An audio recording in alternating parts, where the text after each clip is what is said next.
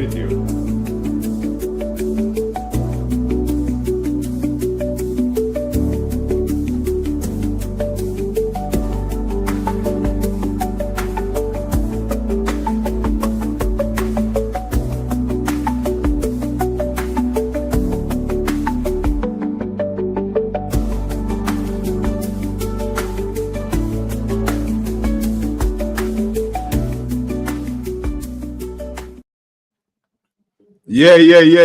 Yeah. Listen, welcome back. EMGM Sports here.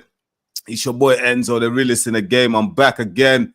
And this time I'm joined by my boy Yems Boxing Daily, man. Trust me. This guy, you need to follow this guy, man. Any boxing news, latest news, like he's there, he's on it.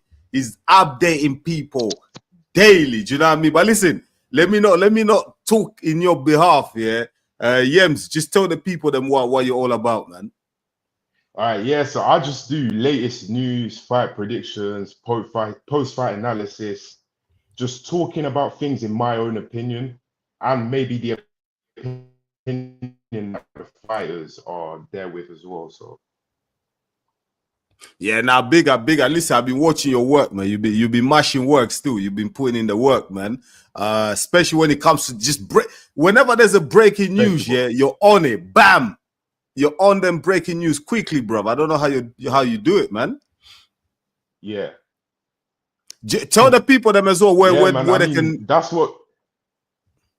Yeah, go on, bro. Come again. You cut out. Yeah, bro. go on.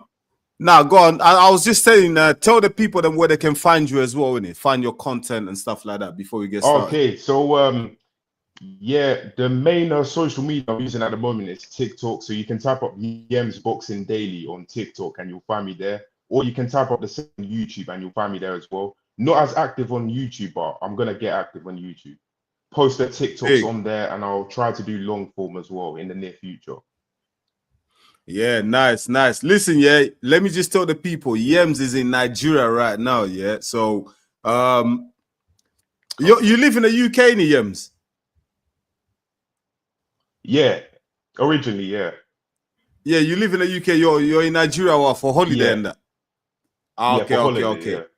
Holiday, nice. Now, but listen, let's kick it off anyway, man. Let's not even waste time. Breaking news today: Joseph Parker apparently has been granted permission to defend his WBO interim championship belt, whatever, against Del Boy, Derek Chisora, man. Bruv. Listen, man, like Joseph Parker, yeah, he was the mandatory for Usyk, innit? Obviously, Uncle Frank, Uncle Frank pushed Joseph Parker to the side and that. So that's not happening. Joseph Parker was chasing the Dillian White fight. He didn't get the Dillian White fight. Dillian White is fighting Mosai Toma and August in Riyadh. Obviously, Joseph Parker, he wants to stay busy in it because he's only had 2 rounds in 12 months. So it looks like he's gonna fight Derek Chisora, bro. Like a trilogy. He's beaten him twice. Second fight was less competitive than the first one. Yeah. They're gonna fight for a third time. What's your take on that, Yems, man? What are you saying for that fight? Yeah, I mean, Del Boy Chisora, he's been to the world many times in his career. He's obviously a veteran at this time of his career as well. I don't like the fight, but I do like it as well, and I'll explain both reasons. I don't like the fight because of Derek Chisora's health at this time. He's taken a lot of punishment throughout his fights, even against where it was really one-sided. He still kind of did take some shots in that fight, but it will happen with Chisora. He's at a point where he'll take shots and punishment in most of the fights he goes through. But I do like the fight at the same time as well because it's a stay busy fight for Parker, which is what he needs. As you said, he hasn't had much rounds in recent times. He knocked out Martin Bakoli in 2 rounds in February, and he needs to get him back. He needs to get back in really to get him ready for that world title shot, really, that he should be getting. Do you think this is a risky fight for Joseph Parker? I say that, yeah, because Joseph Parker is in great form right now. Do you know what I mean? He's had some big wins as well over like Wilder, Gilles Zhang, obviously Martin Bakole. Do you know what I mean? But Del Boy, he's on a great run as well. Del Boy is beating who? Otto Wallen is beating who? Did he beat? Joe Joyce. Do you know what I mean? So Derek Chisora, he's on some madness as well. And if this fight, let's say these rumors are true, yeah. Let's say this fight does happen in September, yeah. That would be Derek Chisora's 50th fight, number 50. That's big, bro. Like, he's gonna go all out, bro. It's not like he's gonna go in there just to like for a payday, bro. There's gonna be pride on the line because it's 50th fight. Like, so is it a risky fight for Joseph Parker? Like, is he like, what do you think, bro? I think it's gonna be risky. Yeah. Yeah, I was thinking about this earlier, right? About like how the fight would go. And I do think it will be risky, like having thought about it again. Like in the video, I gave my initial opinion, but then thinking back at it, I'm like, oh, this could be a bit tricky for Parker, because as you said, this is Chisora's final fight. He's gonna give it his all. And he might even be fighting in Manchester. This might happen in Manchester. He's been fighting there recently, a couple times. So he's gonna give it his all. And Del Boy, he's a very tricky man to stop. He's always there. He's always in your face. So it's going to be interesting. Yeah. That's what I'm saying, man. I look at these fights. I'm like, yeah, listen, Joseph Parker is clearly the better boxer, yeah? In terms of boxing ability, skill-wise, he's better. And overall, he's better, yeah? And he's in great form as well. So I do expect Joseph Parker to get through these fights. If it does happen, I expect him to win quite comfortably, yeah? But sometimes, like, because... Listen, I've been a big advocate for Joseph Parker to get his title fight. Do you know what I mean? Because he deserves it, yeah? I was just thinking, yo, we've got Dubois versus Usyk, which we're going to come on to, we're going to talk about as well. They're fighting in a month, yeah? Like, Joseph Parker was pretty much guaranteed to fight the winner of that. Do you know what I mean? Of that fight between Dubois versus Usyk. Now, if Joseph Parker is going to fight in September, it doesn't make no sense because by then he would have found out who won between Dubois and Usyk. So therefore, he would be in position to fight for the title. So why would he fight Del Boy? Like, that's why it doesn't kind of make sense. Do you know what I mean? About these fights. Yeah, I get you. I think what it is that obviously his last fight was in February, and he can't wait around in it because the Usyk Dubois fight, that's going to happen for Undisputed, and he doesn't want to wait on the sidelines, and I don't think he can. I think it'd be smart to get back in the ring to get him ready, because if he was to even fight the winner of this fight, he would have been out of the ring for quite a few months. But if he fights in September, gets his body ready, he's like back in there and stuff. And also, I think the WBO, they could take some time to call for the winner to fight Parker. Oh, is that why it is? The WBO can kind of like delay. I think the calling, like if it's IBF, they'll like call it straight away, like quickly. But with like WBO and other sanctioning bodies, they'll like take their time with it a bit. It's just we're gonna come on to like I don't want to divert from the Joseph Parker versus Del Boy, but again, like another breaking news, like Efe Ajagba is gonna fight what's that the Sanchez guy for the IBF eliminator. But I was like, hold on, wasn't Chisora the mandatory for the IBF? Like what, bro? What's going on, man? I don't get it. It's crazy with the IBF, and these are just like classical IBF things. They can be confusing sometimes. I mean, as you said, Chisora is supposed to be the mandatory. Then they actually called them Frank Sanchez versus Filip Hrgovic, and that fight fell through. And then now all of a sudden they've called this fight, which I feel they just need a clear path. It's a bit confusing. So hold on. I thought initially Ajagba will be fighting Martin Bakole, the rematch, innit? Do you know what I mean? I thought that was the next fight, but then they're doing Sanchez versus Ajagba for the IBF title eliminator. So is Del Boy still the mandatory? Is it not the mandatory? What's going on with that? I think what they're gonna do is, I think right now Chisora is the mandatory, so he's mandatory for IBF. But I think what the IBF what they're trying to do is they're trying to get some sort of like backup mandatory. Someone to be mandatory after like Chisora maybe fights the winner of this fight or for a vacant belt or whatever. Bro, that's the thing. It's weird. It's weird, bro. These boxing governing bodies, whatever, bro, they just ain't got no bottle, man. Do you know what I mean? Because really and truly, they call this mandatory, but they don't enforce it, bro. Like, do you know what I mean? They said, oh, Dubois go 2 weeks or whatever to make a deal with Derek Chisora. We never heard anything. Parker and Usyk had like a month to make a deal. Never heard of. Do you know what I mean? Like, bro, these guys they ain't got no kahunas, man. Like they ain't got it, bro. That's what annoys me about boxing, bro. Do you know what I mean? A couple of brown envelopes, yeah. All of a sudden, it's all forgotten about. Do you know what I mean? That really pisses me off, man. I'm gonna be real with you, man. Mm-hmm. Do you know what I mean? 100%. I get what you're saying. Like, with this situation, they're not getting the fights made. Like, obviously, as you said, Parker was supposed to fight Usyk. Like, the WBO actually called that fight, but then I think Dubois got into the mix, and then they ended up putting in a petition to the WBO, and then the WBO just allowed it. That's crazy, man. They just allowed for Usyk versus Dubois to happen. Parker is the worthy mandatory, and he's proved it. Yeah, Parker should have definitely got a title fight, man. But listen, anyway, let's go back to Parker. Del Boy Chisora versus Parker is probably gonna happen, like you said, because Parker needs to stay busy and all that. Who you got in that fight, man? Listen, hey, I think I'll go Parker. You probably say Parker as well, right? But what are the dangers that Del Boy could bring to that fight? Yeah, I would have to go for Parker as well. Just the much more informed heavyweight. I know Chisora has got 2 good wins recently against Joe Joyce and Fallon, but that compares nothing to what Parker's done in recent times. The win against Wilder, one-sided fight, and Wilder was avoided. Like he was still dangerous at that time. Coming off, I think it was a first-round knockout against Helenius. Wilder, he was kind of past at that time, but he was still there. Still kind of the Wilder that we knew. But since then, he's obviously gone. And then he beat Zhilei Zhang as well, Parker. So I would have to go for Parker to be the favorite. As you said earlier, I think he's the better boxer as well.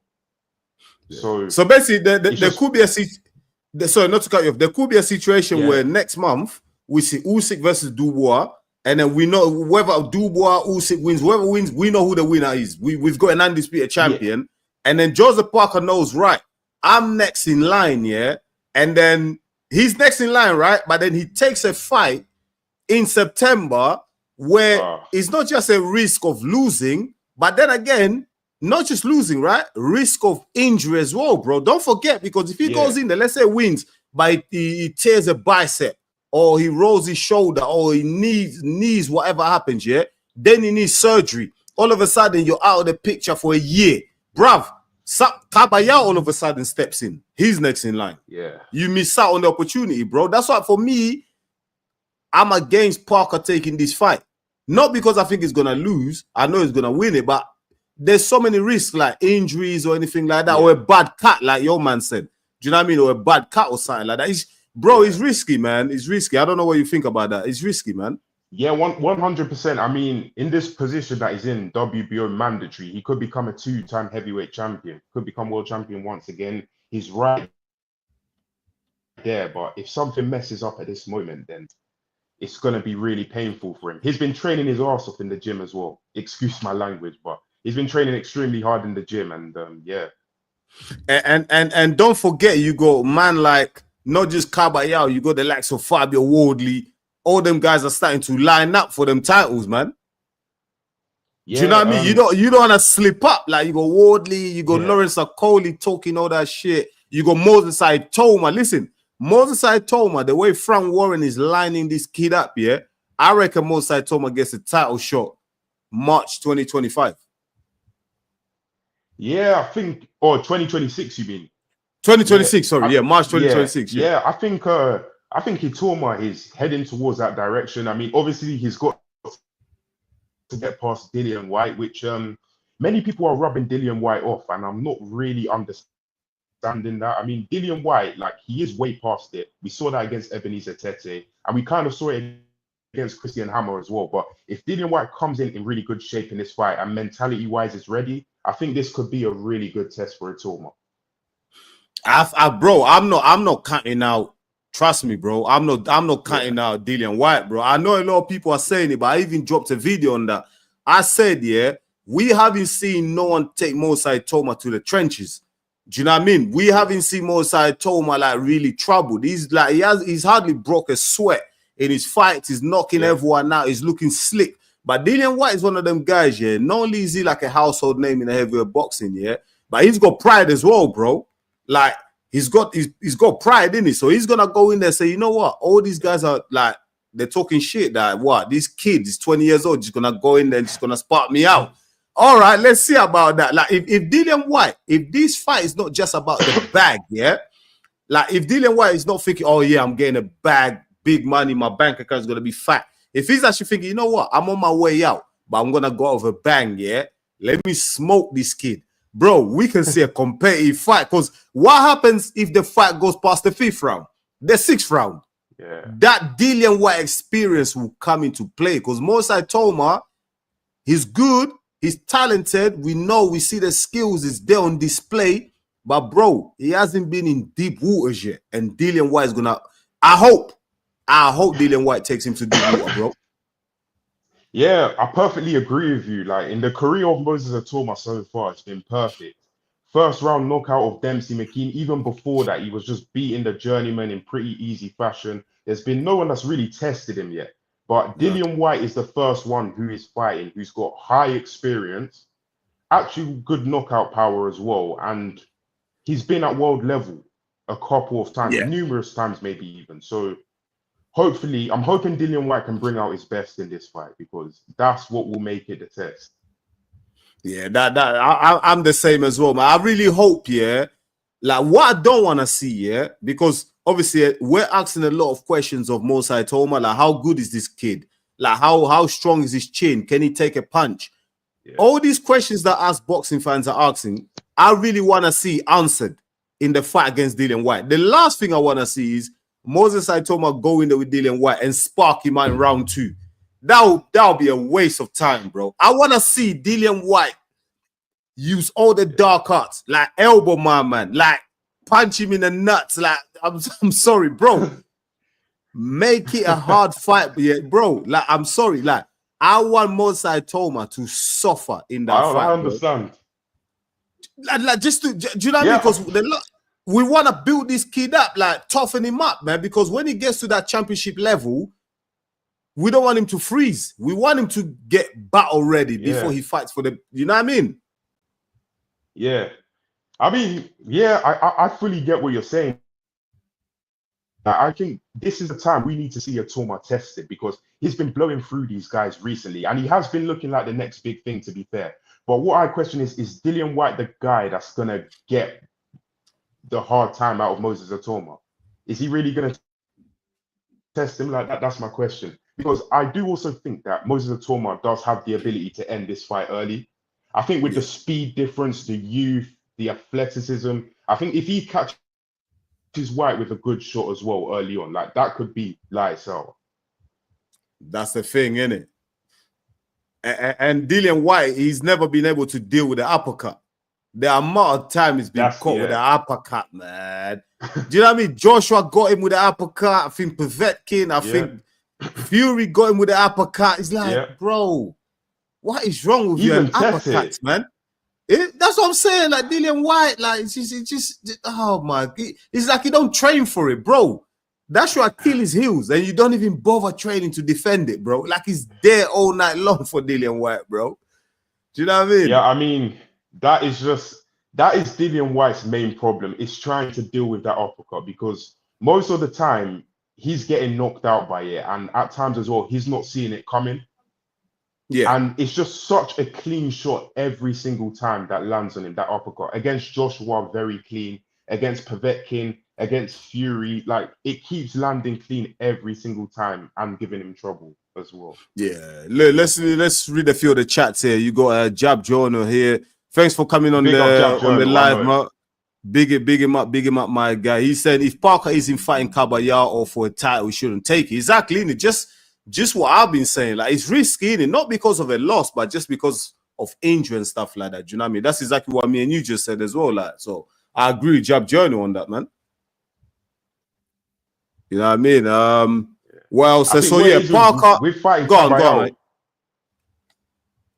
Go on. Like with fighting Caballero, there is a lot of risk in that as well because both are mandatory and both are actually with the Gold Star Promotions company. They Gold Star were looking to give Caballero a homecoming in Germany. Like they're trying to move them in separate parts. So I think if they were to fight each other, it's a lose-lose because someone's going to lose their mandatory spot.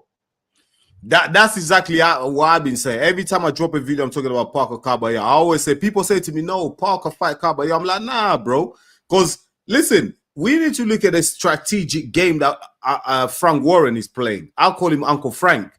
Do you know what I mean? At the moment, yeah, Uncle Frank, he's got all the big heavyweights in his stable.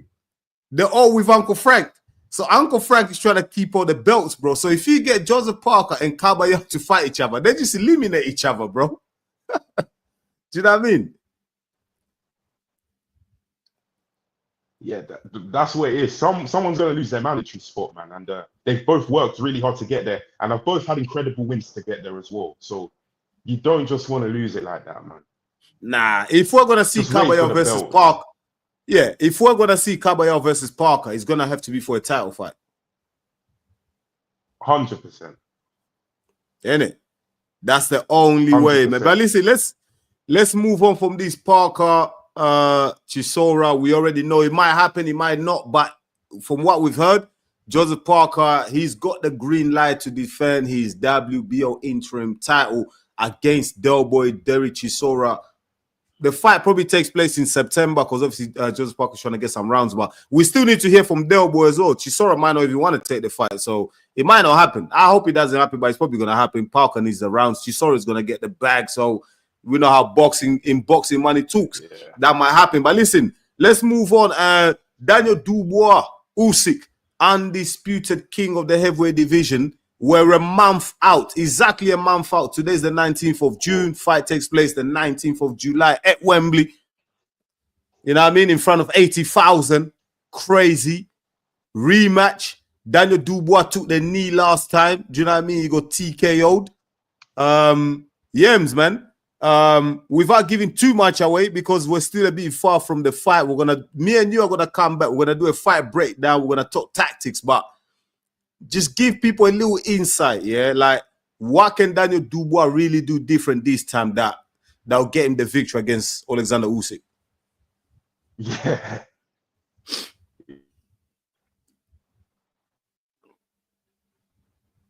Oops. We're having a build. He's completely changed his career.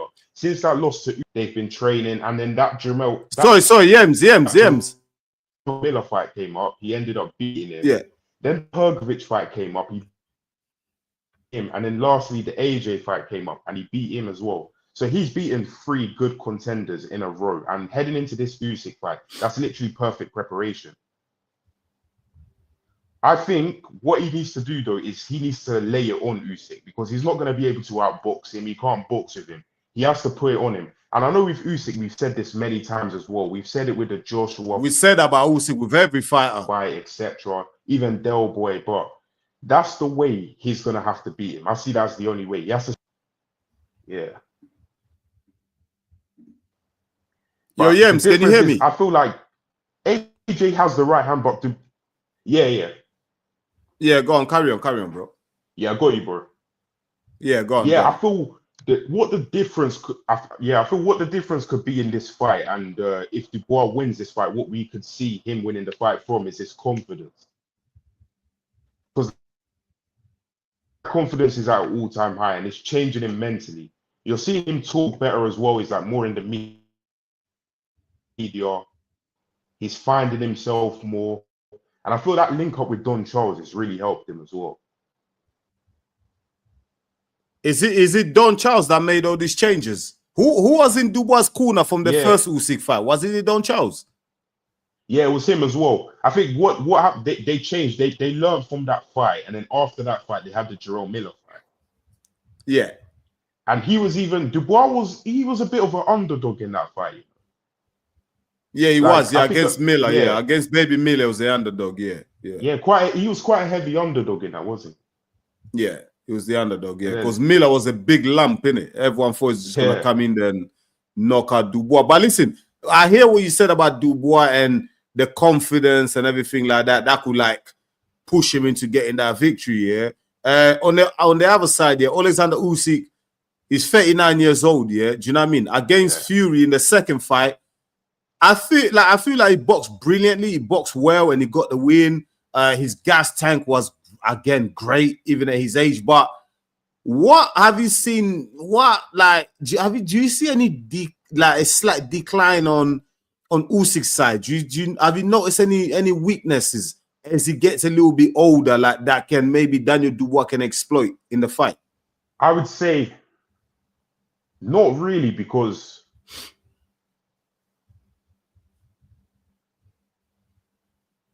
Yem's gone. Yeah, I got you there.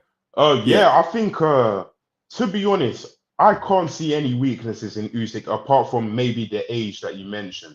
I think the age, like his body might start to be slowly deteriorating now. And he has been in tough fights recently as well. The two Tyson Fury fights, although Usyk won, and he did win them in quite good fashion, they were competitive, but I think Usyk was a clear winner in both. But those fights can take their toll on you, especially at the age he's at as well. But I feel everything else is pretty much fine. I think his stamina is good, especially in later rounds as well. He keeps it at a good pace, and he kind of ends up overwhelming his opponents late on as well. We saw it against Fury. We saw it against AJ. He just has that extra gear in him. He pushes it out of himself in the later rounds, and I can't really see any other weakness. Yeah, the only thing I'm gonna add there, obviously, we're gonna come back. Like I said, we're gonna do like a fight breakdown. We're gonna proper look into the small, gritty little details. Like, do you know what I mean? Like 2 weeks out from the fight, that's when it's gonna get really serious. You know what I mean? But what I will say about Dubois, what he needs to do, like work on that cardio, man. Get as fit as possible. Because one thing Usyk is gonna be come fight now, he's gonna be fit. If you're not fitter than him, you've lost already. Forget it. You need to match Usyk's fitness. Like, you have to stay with him in terms of the pace, intensity of the fight. If you drop off even 10%, Usyk's on you. He's jumping on you, bro. It's over. Do you know what I mean? Like, you need to actually stay with Usyk throughout the whole thing and just be there with him. Like you said as well, he's getting older. So Dubois is a young guy. He should be much fitter, really. If we look at the how boxing works, the young guy should be fitter. But Usyk is not ordinary boxer, and Usyk is special. One of the all-time greats. So Dubois, he can win because obviously it's heavyweight boxing. He can get a knockout, but fitness is gonna be important. Do you know what I mean? But listen, we're gonna come back. We're gonna come back to this. I don't want me and Yems to give out too much. Do you know what I mean? We're definitely gonna come back for that. We're not giving back, but let's end it with you. A quick one. As of right now, obviously we're a month out. What's your current prediction on the Dubois versus Usyk fight? I've got to go for an Usyk win, man. I won't say points or KO. I'll leave that for later, but I've got to go for Usyk. Yeah, I'm gonna say if you ask me right now, I can't see nothing but an Usyk win, man. I think Usyk stops him again late. But listen, this is right now. But maybe once we start, the trailers start coming out, we start seeing a couple of videos, maybe people leaking a few sparring videos, Usyk getting knocked out in the gym. Do you know what I mean? Showing all of Dubois' knockouts as well. That's what I'm trying to say. Dubois punching the heavy bag in the gym. I might just rethink my prediction. Do you know what I mean? But that's as we get closer to the fight. Just to end it on the last one, your boy Boots Innes moving up to 154 from 147. His last fight, I looked at him, I think it was like 2 or 3 days before the weigh-in. And 147, bro, he looked like a skeleton. He looked dry. He looked dry. I was like, no, this can't be right, bro. You can't keep doing this to your body, bro. And how these Boots, 27 or something like that? 28, I think. 28. That's what I'm saying. And the older you get, the harder it is to cut weight, man. So I'm like, bro, you can't keep doing it. So moving up to 154 is definitely the right decision. Even though I wanted to see him unify or even get undisputed at 147, but at the end of the day, is his health, innit? He has to look after his health. What's your take on Boots Innes moving up to 154? And what are the fights, interesting fights available to him at 154? Like, who does he match up against at 154? First of all, what do you think about the move, and then who does he match up with at 154? Yeah, personally, I think it's a perfect move. As you said, Boots' body at 147, it just wasn't looking good. We saw in the last fight week as well, I think it was around the Wednesday, he was looking fully depleted. He looked like a skeleton, as you said, did not look good at all. He did get that fantastic victory, but they had to assess the situation, and he's not come way, and it's over.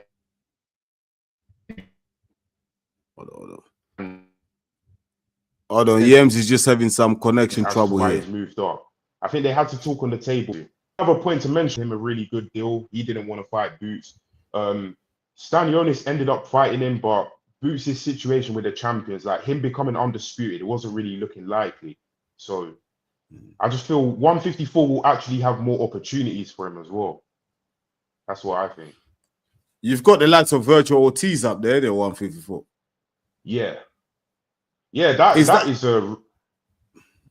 that's a really good fight in my opinion. I mean, it started from them two at 147 because they were both big prospects at 147 and they were like linked to fight each other. People wanted to see that fight, Boots versus Virgil. But then since then, Virgil moved up to 154. And then now we're going to see Boots there as well. And I just think, just get the fight. Just do it. Yeah. I feel it's a good clash of styles as well. Yeah, because Ortiz comes forward, isn't it? He's a pressure fighter. Yeah. And that's probably the one style that Boots struggles with, if anything. Pressure fighters. Yeah. Who would you make favorite for that fight if they do meet? Oh. Because Ortiz is a big guy as well, 154, That's an interesting question. Ortiz is a big guy at 154 as well, He looks big, He does. I would have to lean towards Boots on that one.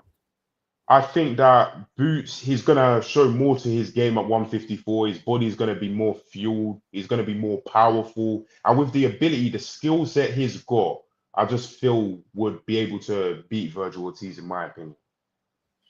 Yeah, that would definitely be a very interesting fight. But I'm happy for Boots, man, moving up. I just wish, like, obviously Crawford is like moving up to 168. He's gonna be fighting Canelo, but I wanted to see Boots versus Crawford, man, at one point, man. I don't feel we're gonna see again because I feel like once Crawford fights Canelo, I think it retires, man. You can't go all the way to 168 and then go back all the way down to 154. That could be very detrimental to your body, man. But that's a fight that I wanted to see. But I don't feel we're ever gonna see that fight now. Yeah, I think 147, when they were both in that division, I feel that was the perfect time to do it. But then since then, things have changed. Crawford has moved up, vacated belts, etc. And the fights just looked unlikely. Like, Crawford's the bigger name now. Like, he's chasing bigger things. Like the Canelo Alvarez match, for example. And even big fights at 154 if he can get them. But that fight, to me, it's just out now. I can't even see it happening. Yeah. What's your take on the last note? Like, what's your take on the Canelo versus Crawford? Obviously, listen, 168 is not going to be easy, but Crawford, I've seen his interviews. He's on him. He's like, yo, I'm hearing Crawford saying that he can even stop Canelo. And Canelo's never even been dropped. Do you know what I mean? By big punches like Golovkin and all them big people, the Kovalev, big guys have never dropped Canelo. But what's your take on that fight, man? Who you go for that fight as well in September? Yeah, it's actually a good fight, and my excitement's gone up for it more now. And not to mention too much about Canelo, but like his last performance, not to disrespect him, but against William Skull, he didn't look great in that. And it's like, it's making me think that Crawford has more of a chance in this fight. And I do give Crawford initially a good chance of winning this. I just think the skill set, the fact that his body can adjust at 168 as well, after seeing his walk around weight, I just think this could actually be Crawford's time, I think, in my opinion. I do think he could win this. What, you think Crawford goes in there and outboxes Canelo for 12 rounds or stops him? I would have to say, now, if Crawford wins it, I think it'll be points. I don't think he'll stop Canelo. Like, Canelo's chin is it's too good even at this stage. But that's exactly what I thought. Yeah. I feel Crawford, he can, if he stays smart, if he stays on the outside, because he is really good at boxing on the outside. Yeah. And Canelo could find it hard to deal with that style. And Crawford, he is a bit rangy as well. He's got a good reach on him. So he could keep it long for quite a bit. But I do feel at some stages he's going to have to mix it up. He's going to have to come in the inside. try and fight with Canelo, and that's the danger, really. It's especially getting too close to Canelo. Especially them body shots from Canelo as well. Yeah. Yeah. Vicious, man. I just feel like Canelo. That leads me on to... Go on. That leads me on to the next point. Like, I kind of think that Crawford is going to struggle to take Canelo's power. Like, Canelo, he is a big, powerful guy at 168. And he's the natural 168 pounder as well. And I feel Crawford moving up in weight, the effect that those shots could have on him could be painful. That's what I'm saying. I was talking to one of my guys at a gym, and one of the boxers at my gym, and I was just saying to him, we were saying, look, a lot of people don't understand the dynamics of moving up in weight classes. Like, people think like, you move up and then you move up, you get bigger and you get the power. That's not how shit works. Just because you're bigger doesn't mean you all of a sudden you get the power. No. Like, it takes a while to build into that weight class. Like, you have to grow into that weight class, and the power will come the longer you stay in that weight class. All of a sudden, you just pushing weight and coming up, mate. It's not gonna translate. Yeah, it's really not now. That's what I'm trying to say. It's not gonna try. Because me, like, I've done a bit of boxing, a bit of MMA. Like, I drop weight, I lose weight. Do you know what I mean? And when I lose weight, I lose the power. That the power goes, slightly, but I still have the power. Let's say, for example, because me, I fight a middleweight, like, but I walk around probably like cruiserweight or whatever. Do you know what I mean? I'm dropping all the way down to middleweight, I drop like 2 weeks before the fight. I'm dropping, right? But I'll still have the power, bro. Like, that middleweight I'm coming down, he's gonna feel the power. Wow. I'm coming down with my power. So it's the same logic works the other way. So let's say, for example, you're 154, you're going up to 168. You're carrying that 154 power with you, bro. Yeah. You're not gaining new power. You'll be bigger and stronger. You might be able to take a punch, but you won't be strong enough to land punch to knock guys out, bro. Do you know what I mean? It's the same as Usyk. Look at Usyk. He's moved from cruiserweight to heavyweight. He's not knocking guys out. He's got enough to sting them and hurt them, but he hasn't got that one punch knockout power because he's not a natural heavyweight. Yeah, that makes perfect sense. That's why people get shit confused. I see a lot of Crawford fans, which I am. I'm a Crawford fan. I like Crawford. He's one of my favorite boxers of all time. But he's not gonna have the power, bro. He will be able to box, but in fact, when Canelo touches him, you see Crawford back off. You see Crawford move around. Do you know what I mean? Yeah, the thing is with Crawford, like, his power at 147 as well, and in the lower weight classes when he was stopping people, he was actually powerful at those weight classes. 154, he had to fight with Majumov, and his power didn't really show against Majumov. Exactly. I think that's because of how tough Majumov is as well. Like, Majumov, very tough, Eastern European, the amateur pedigree as well, being in that many amateur fights. I think that is the reason he couldn't really put a dent in Majumov. But moving up to 168, I don't think his power is gonna really affect Canelo. I think maybe he could, like, phase him, like, affect him, but not like hurt him, like, properly. That's true. Listen, we're gonna wrap it up now, but before we go, I'm just gonna get Yems to just answer two questions. I think I've got one here. We've got Aderi Pennant. Moses Saitoma versus Jai Pattaya will be a good future fight. Yems, what do you think of that? Quick one here. Moses Saitoma versus Jai Pattaya will be a good future fight.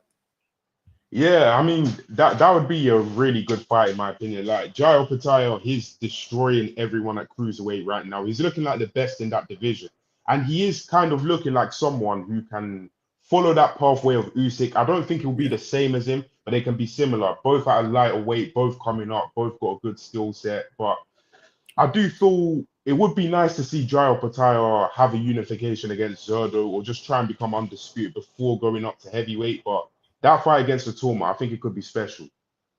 Yeah, that could therefore happen, isn't it? Especially if, like you said, if Pattaya can unify against Zerdo and even get undisputed at cruiserweight, then moves up to heavyweight, I think that's a good fight to make, you know, Moses Saitoma versus Jai Pattaya. That's you're right for that. And then one last one for you yams before we go. Again, same person, Aderi.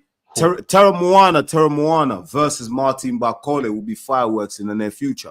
I don't even think that's enough. Yeah, you know what? Yeah. Maybe two or three more fights from Terra Moana. Let's see a bit more from him. Do you know what I mean? And Yeah, then that's put what I him think in we with need to Bakole. see.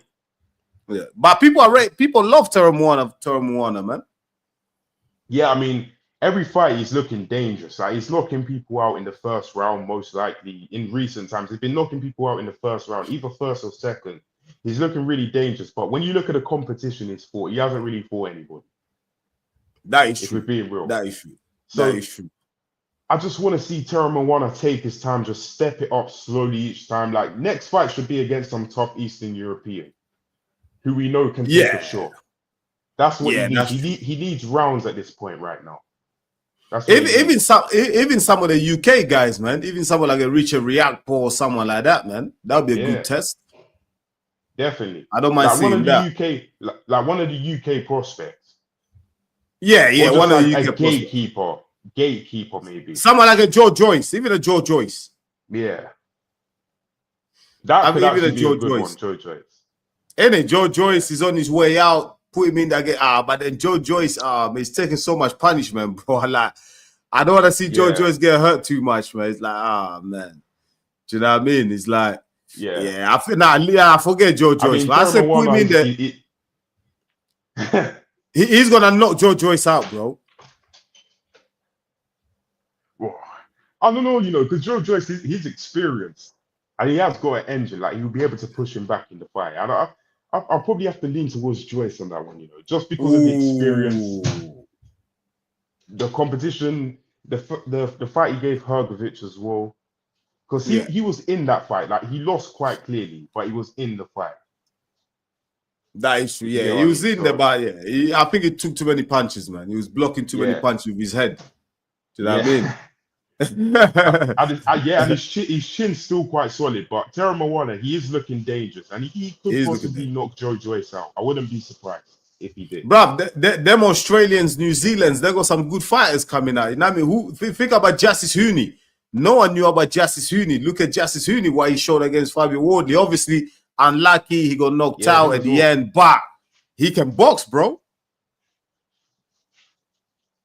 Yeah, 100%. I mean, Justice Hooney, he was outboxing Fabio Wardley. He looked good whilst doing it as well. Like solid jab, the jab was landing each time. The body work as well. When he had him up on the ropes each time as well, he was dangerous.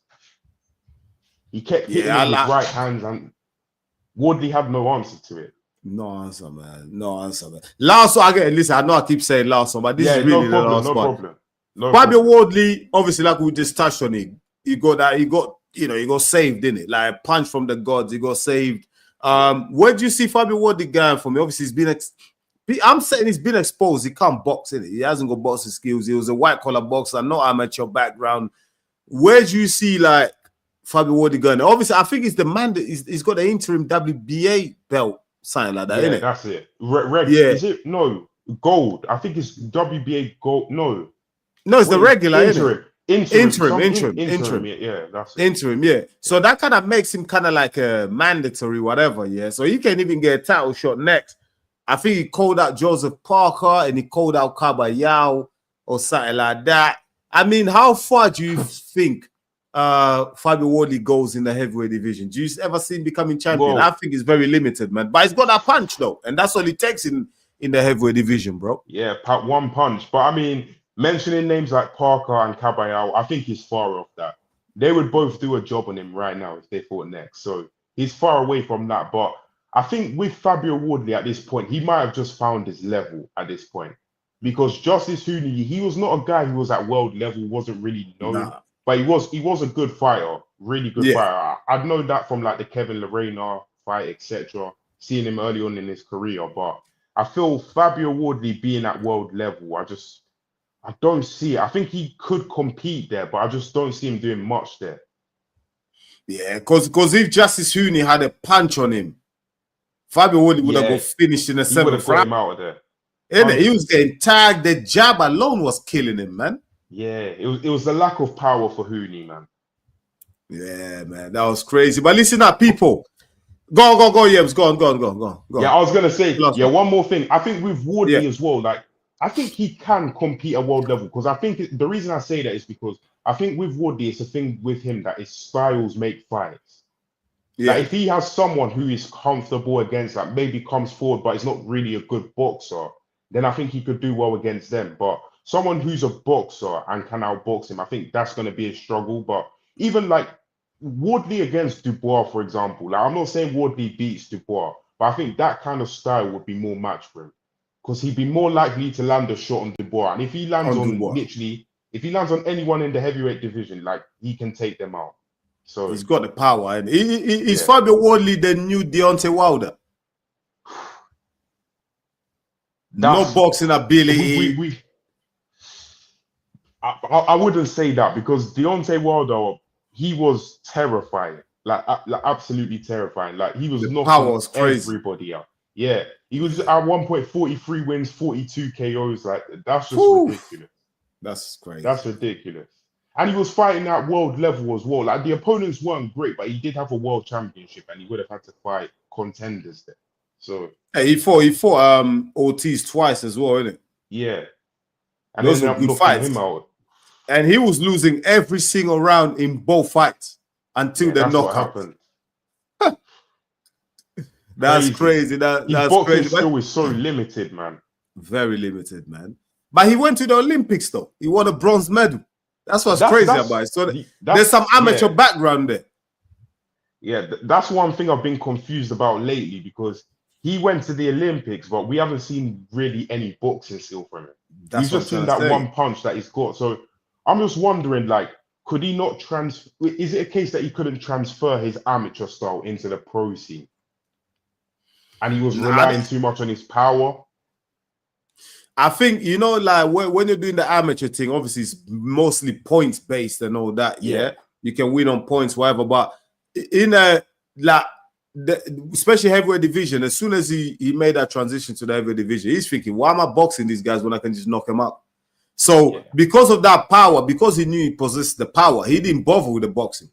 He didn't focus on the boxing. But in the amateurs, it's not about power. In the amateurs, it's about boxing. So your coaches will make you focus more on your footwork, on your head movement, body movement, positioning, and everything like that. Your jab and everything like that. Yeah.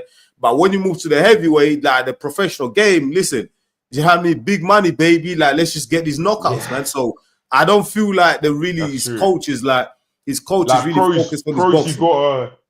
Pros, you gotta sit down on your shots more. Like you actually gotta dig into your shots more in the pros. So exactly, for some people, like some amateurs, they struggle with that. They struggle to transition. So, bruv, I know guys that are amateur boxers right now that they're great. I'm watching them fight. I'm like, this kid is special, but I don't think they'll ever transition into the pro game because they just ain't got that dog in them, bro. Like to become a pro is a mentality thing. It's not a skill thing. It's a skill and mentality thing. Like if you got a skill but you ain't got a mentality, you won't make it in the pros. Yeah, that's the thing. Like with the pros, it's like it's more of a dedication thing. Like it's a difference. Like you've actually got to dedicate your life to the sport now if you're turning pro. Exactly. And as you said, you do have to have skill as well if you're going to get to the top because there's so many amateurs and just so many like contenders, young prospects in the pro scene that you're going to have to go through. So if you don't have the skill level, then you could come up short at some stage, even at a stage that you might not expect it. Someone could maybe not be as good as you, but maybe have like more experience than you and just beat you off of that. So and also is also it depends on the weight categories as well. Like with the smaller guys, if you're going down to the 130, 137s, if you go down to the 126s, well, them guys there, like their skill pays because there you're hardly gonna get knockouts in it because them guys are the way the same as an envelope, bro. The way nothing down there. Do you know what I mean? They literally look like 5-year-old kids, bro. That's how much they weigh. So by the time they get to the ring, there is no power, bro, because they've been draining themselves to get to that for 6 months just to weigh like that. Do you know what I mean? So there, it's more about your skill. But the heavier you get, is skill, dedication, like you said, mentality, power. Do you know what I mean? Because now is you like what's his name? Shakur Stevenson. Great boxer, great ability, but he's got paper hands, man. He can't crack an egg. Yeah, that's the thing. That's gonna limit his career. Yeah. Because I mean, yeah, as you said that, like if Shakur Stevenson had knockout power, I think he'd be one of the greatest of all time. Like 100%. If he had power. He's got the skill. He's got the skill, just ain't got the power. That's a problem. Like, and we've seen him many times now, like outbox guys over the 12-round distance, but we want to see more stoppages. You did it against Padley, fair enough, but we need to see it on a continuous basis. But Padley came in with 5 days notice. Short notice, yeah. Like he was supposed to fight Floyd Schofield, obviously, but Schofield ducked that smoke, bro. He didn't want it. But you think so? He was in. He got an illness, man. He was out. Come on. You see him on the hospital bed. The hospital, that was serious. Bro, who does all them things, man? Like take pictures, put it on social media. Like, come on, man. And he was talking best smack before the fight. Yeah. Do you know what? It's him and his dad. You know, that's what it is. Okay, so why didn't they set it up again then? I don't know. I feel because it's probably to do with Shakur Stevenson. I'm not saying anything about him ducking, obviously, but he's the champion, so he gets to decide what he wants. And I think he's at a stage where he wants to go further on in his career now. Like he wants to have a unification. Obviously, fight is mandatory to Pader, and then just have a unification.